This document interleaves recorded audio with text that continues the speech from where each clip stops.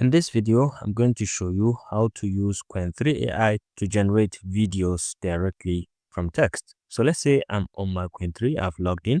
I can come all the way to more here. You can see video generation and you can type in what the video is all about. So can you generate the video of a lion riding a horse? Okay.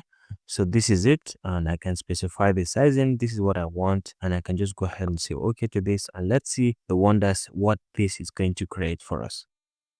And take a look at what it has created for us. So let's click. You can see wonderfully it's a lion riding a horse in the bush. Very, very nice and very clear. Okay, so I think this is really interesting, and this is next level. So this is downloadable as well. You can download it if you're interested, and then you can share with your friends. You can download it from here.